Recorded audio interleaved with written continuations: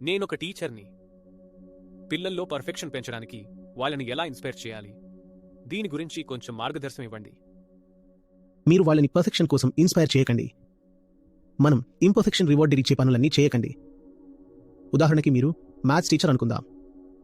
ఒక లెక్కను సాల్వ్ చేయడానికి ఒక సరైన పద్ధతి ఉంటుంది. సమాధానం కరెక్ట్గా వస్తేనే మార్కులు వేస్తాను అనేది ఒక పద్ధతి.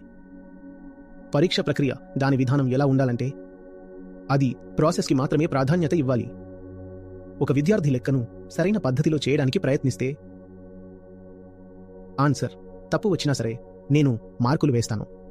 అదే ఇంకో అబ్బాయి ఎలాగైనా జవాబు రప్పించాలని ఏవో పిచ్చి పిచ్చి పద్ధతులు వాడుతున్నాడు, గుడ్డిగా షార్ట్ కట్స్ చేస్తున్నాడనుకోండి. తనకి ఆన్సర్ కరెక్ట్గా వచ్చినా నేను సగం మార్కులే ఇస్తాను.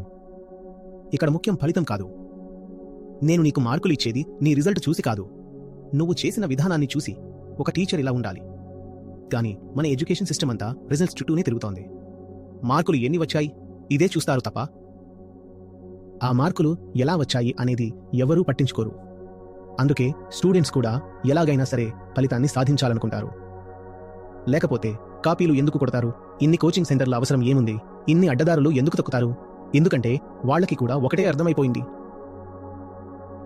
ఏదేమైనా సరే సామధాన భేద దండోపాయాలతో రిజల్ట్స్ సాధించు, అంతే.